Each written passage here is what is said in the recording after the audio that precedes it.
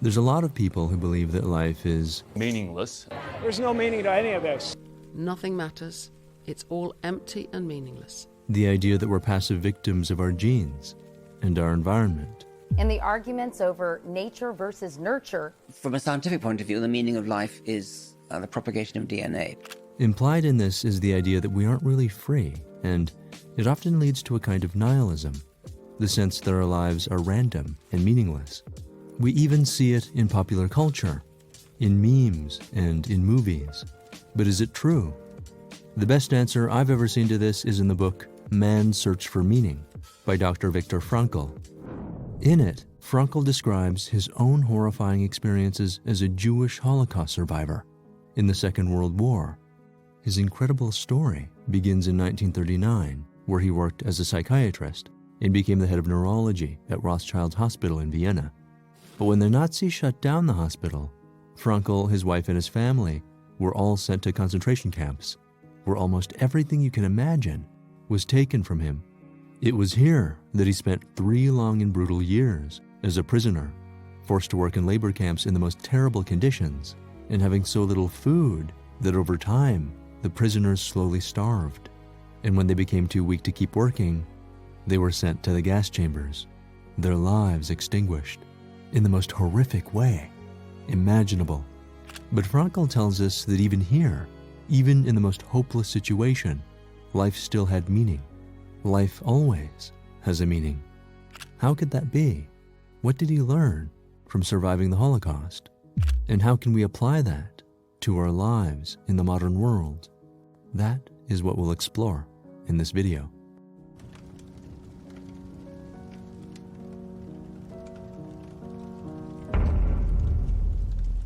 Dr. Frankl developed an approach to psychology called logotherapy. Logos is Greek for meaning, and therapy means healing. And so the goal of logotherapy is to heal ourselves by finding the hidden meaning in our lives.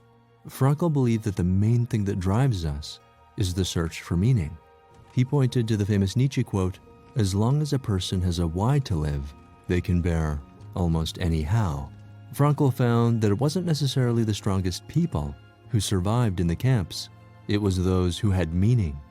And even when they suffered tremendous pain, they were less damaged by the terrible things that happened to them. They could access an inner world of spiritual freedom. Frankl called this the self-transcendence of human existence, and he described 4 main ways we can find meaning in our lives. The first is synchronicity. Swiss psychologist Carl Jung talked about it in his work, Synchronicity, an acausal connecting principle. According to Jung, synchronicity is a meaningful coincidence that happens when an event in the outside world matches up with an inner state of the mind in a way that has meaning. Jung said that what defines synchronicity is the sense of the numinous. It's the feeling of amazement and spiritual transcendence that comes from witnessing something that lifts us outside of ourselves, giving us a glimpse of the divine. His most famous example was a patient who was telling Jung about a dream she'd had about a beetle, and at exactly that moment, a beetle flew into the room. Synchronicity is a powerful source of meaning. Frankl doesn't actually use the word synchronicity in his book, but he describes 2 amazing and very meaningful coincidences that happened to him while he was a prisoner in the camps. The first happened when he arrived on the first day, where he was separated from his wife and family. He didn't know it yet, but he would never see any of them again.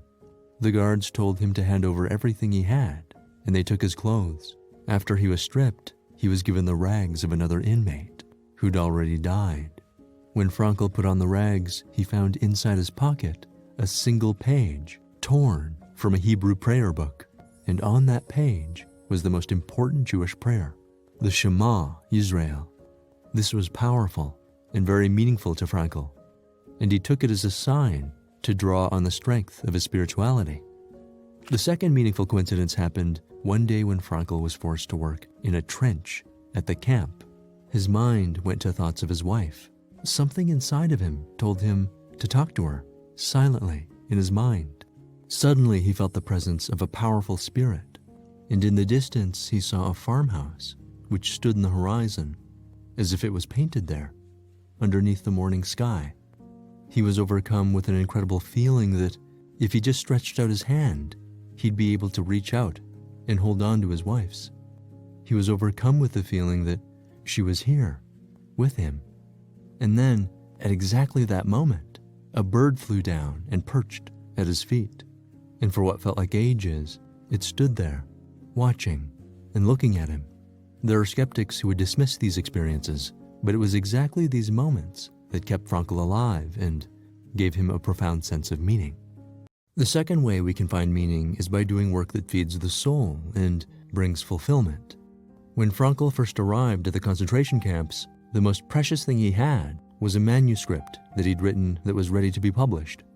He asked one of the guards if he could keep this one thing, if he gave up everything else. The guard looked at him with a mix of pity and surprise. Frankl hadn't yet understood how horrible things were about to become. The guards took his manuscript, and he would never get it back. But Frankl never lost hope. One of the things that kept him going was the dream that, after he was freed, he would write his manuscript again.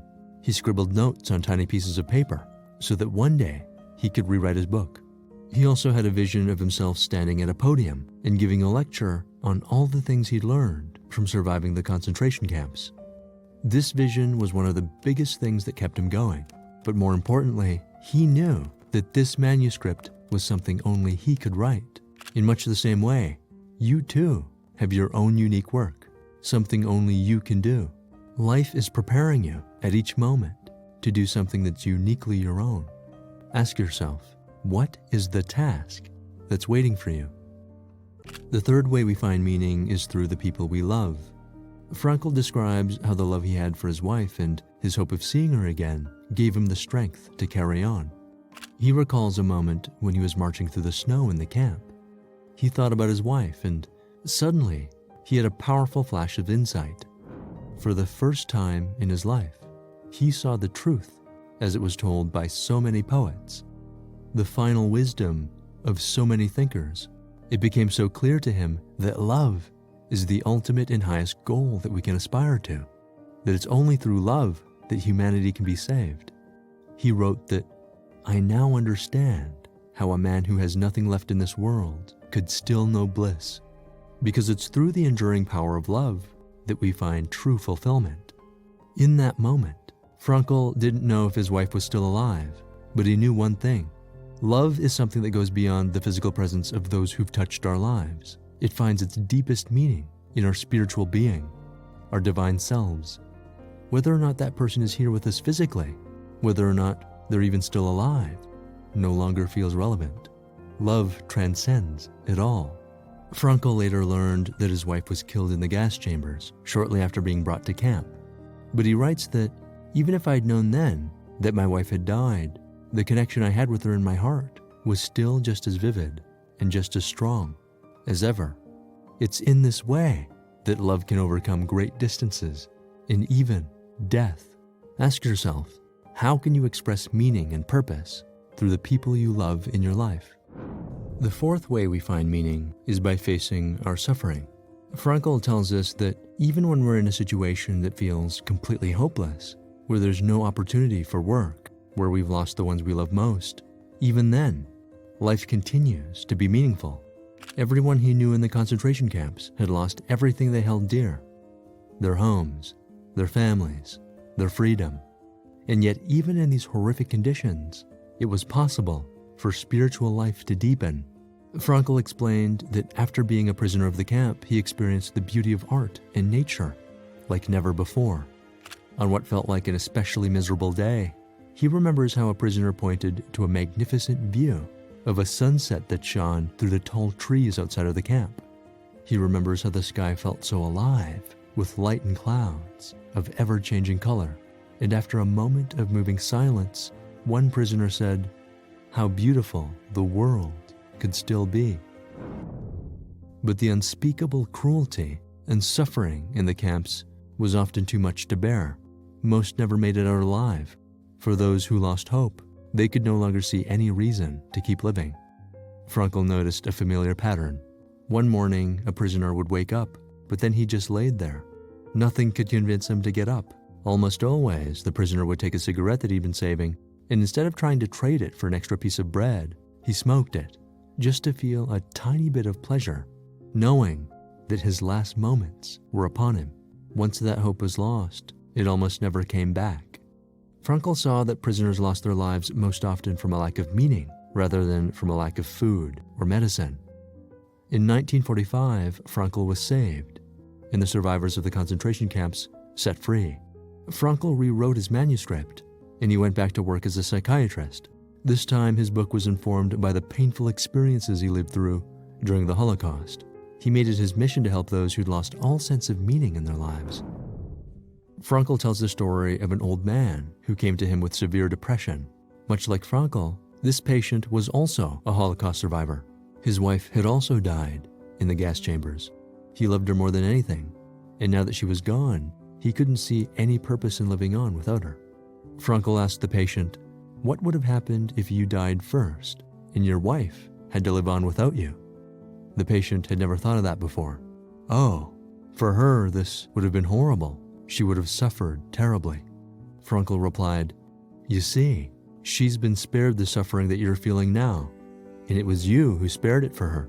One of you had to pass away first. The price is that you have to live on, carrying her memory with you." Hearing this totally changed the patient's perspective. He couldn't change what happened to his wife, but he could change his understanding of it. And now that he saw the meaning in his suffering, it gave him the strength to carry on. Suffering ceases to be suffering at the moment it finds a meaning. And by accepting the challenge to suffer bravely, life has a meaning up to the very last moment.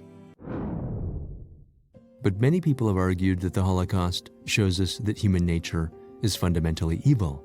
The psychologist Sigmund Freud once said that if you make people hungry enough, their animal instincts would take over, and any individual differences between them would blur into a uniform expression of one unstilled urge. But Frankl resisted this kind of cynicism. As a professor in neurology and psychiatry, he knew very well the influence that biology and the environment had on the psyche. But even he didn't agree with the idea that we were trapped by these things. His experience in the concentration camps showed him that people didn't blur into a single animal urge. It was exactly the opposite. It revealed who they really were. In this horrifying situation, their individual uniqueness became clear. How? Frankl says that even among the concentration camp guards who were specifically chosen to be aggressive and brutal, there were some guards who were incredibly kind. One guard spent money out of his own pocket to buy medicines for his prisoners. Another guard gave Frankl a piece of bread that he'd saved from his own breakfast ration. He handed it to Frankl with such kindness and such warmth that it moved him to tears. It made him feel human again. And there's even the infamous example of Dr. J. He, also known as the mass murderer of Steinhoff. He was an SS officer who did terrible experiments on prisoners and ran many of the gas chambers during the Holocaust. He was widely feared as one of the most cruel and sadistic of the SS officers. After the end of the Second World War, he escaped to South America, where he was captured and became a prisoner himself until he died at the age of 40 from bladder cancer. But an Austrian diplomat who was jailed along with Dr. J. He described him as a completely different person. This same man that they once called the mass murderer of Steinhoff gave comfort to everyone in the prison. He was extraordinarily kind and self-sacrificing. The diplomat said that he was the best friend I ever had during my long years in prison. If this man, the mass murderer of Steinhoff, found a way to transform himself and find redemption, how can we ever dare to predict how anyone's life will turn out? We always have a choice. Within all of us is the dual nature of good and evil, light and dark. We can't deny the fact that humans invented the gas chambers of Auschwitz, but we are also the humans who, within the camp, tried to heal the sick and give comfort to the dying, sacrificing themselves and giving up their last piece of bread so another could live on. Every human being has the freedom to change at any moment. We might be influenced by biology or by society, but what makes us human is the ability to rise above these things, to grow beyond them, because in the end, we are divine and spiritual beings. We have the power to determine who we are, and it's this last of all human freedoms that can never be taken away. Sometimes we reduce our worries and problems by ignoring them somehow. For example, we often worry about things such as, I am not worthy of anything, I will forever be alone, I'm scared of something, or I won't get a suitable job, or, for example, I will never get this work done on time. Now here, the sources of problem are twofold. One is the problem, the other is the self. For example, notice over here that you're saying, I will insert the problem. Here, the sources of anxiety are two, your problem and yourself. Now, what we are taught normally is that if we focus on solving the problem, focusing on the problem, we can often come up with a solution, such as, for example, if you're worried about not completing work on time, you can schedule your time, you can go for a day planner, you can ask a friend to keep a check on you. That is one way. But often we see that these things do not work because we are ignoring the other half of what is causing you problem, and that is the self. Do notice what you're telling yourself. I cannot get this work done on time. So I is the second problem. And this is where Dr. Frankl says in The Doctor and the Soul, it is easier that one believes to hate oneself. Grace consists in forgetting the self. What de-reflection essentially does is that it helps you distract not just from the problem, but from the self. For instance, let's say that you're having problem falling asleep because you are constantly trying to tell yourself, I have to get up on time, I have to make it to work, I have to get to class, so on and so forth. Here, the more you focus on yourself and sleeping, the more anxiety your brain is going to have. And the brain is going to interpret this anxiety as energy, which is going to make it more difficult for you to fall asleep. You may think about taking some medications for it, but the fear of dependency and addiction may cause you not to go for it. However, what if we start focusing on relaxation over here? Forget the I and forget the time that you have to get up. If we lie in bed and just listen to some raindrops, or we listen to some smoothing music and just try to relax, unwind, it'll help the brain in de-entangling itself from that anxiety, from that hyper-reflection, and therefore make it easier for you to relax.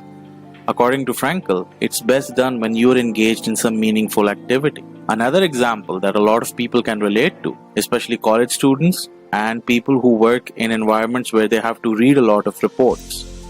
Once we have to read something uninteresting, we often count the pages, we often look at the questions that we have to answer at the end, and we are basically brute forcing ourselves into reading. So we are focusing on the number of pages, we are focusing on what we have to do in the end of it, and that makes it much harder for us to study. Now contrast this with some novel that you picked up, or some story, or some interesting anecdote, and you start reading it. Time flies. You find it easier to even remember it and make sense of it. This is because you are not really focused on reading itself. Now, a technique that can be used over here is to doodle besides your reading and make it enjoyable for yourself. Maybe read it to another friend. Try to explain it to somebody else. Here you are de-reflecting. One example that I can personally attest to over here is that during making this video, I was hyper-reflecting on the quality that I would be able to outproduce. I was focusing on my voice, on how it would sound to you, and that was causing me a little bit of anxiety. However, I reminded myself of the true purpose of this video, and that is to help people. I hope it helps, and I wish you a good day. Speaking, exams, interviews, health, or perhaps anxiety over what is expected from you, such as taking care of your loved ones, doing the job you are paid to do, or letting someone who relies on you down. Usually these feelings, no matter how much we try to talk to them or reason with them, do not go away. And this can not only be frustrating, but also detrimental for your mental health. It is for situations like these that Dr. Viktor Frankl developed the second technique of logotherapy, called paradoxical intention. In this technique, we do not try to shift away our focus from the distressing thought or our anxiety, but we choose to confront it. However, this confrontation is not with reasoning, care, or understanding, but with a much more powerful weapon, and that is humor. Are you afraid of failing? Then try your best to fail. Are you afraid of letting others down? Then why not do your best to let others down? Now the intent here is not to make you negative, but realize the role our intention plays. Are you giving exams because you want to succeed or not to fail? These two are very different things. If your effort is for success, then your mind would be very different and positive. But if your efforts are against failure, then those same thoughts make up a very negative mindset. By paradoxical intention, we can help reset our intention and therefore our motivation. That is precisely why you can see here you are telling yourself to do the opposite of what you intend. Hence the paradox. And the intent is to shift focus away from the distress or negativity for a moment and give your mind space to reorient towards positivity. Dr. Victor illustrates an example of a patient of his who was afraid of choking on his food and so had anxiety whenever he would eat. Dr. Frankl suggested to him, why doesn't he try to choke on his food next time he eats? And this caused his patient to laugh and go through the process we highlighted before. Much of our anxieties force us to take things too seriously, and sometimes it helps to laugh in response to them. This is why research shows that humor is closely associated with psychological resilience. People who can laugh, even at the worst of times, are more likely to bounce back from adversity or any bad situation. I would like to illustrate another example from my own practice, where a client of mine, after facing some tragic family events, developed an obsession with counting everything he could find. In a session, he told me he does this and it worries him to no end because he cannot stop. I said, why should you stop? You are increasing your knowledge by counting all these things. What's the problem? In our next session, he told me he felt the urge to count the tiles in his home and bricks in a nearby building, and he started doing it. When he got in the middle of it, he asked himself, what am I doing? And remembered our conversation that made him laugh. And it made him see his problem in a more humorous rather than serious light, allowing him to relax instead of being overwhelmed by anxiety. Eventually, over a couple of sessions, he was able to completely grow out from this obsession. Before I go, a word of caution. You may have many questions, like could this be risky? What if it goes very wrong and my fears become reality again? Paradoxical intention is an advanced technique, so please be very careful advising others onto it. It's best practice with yourself first and in a healthy way.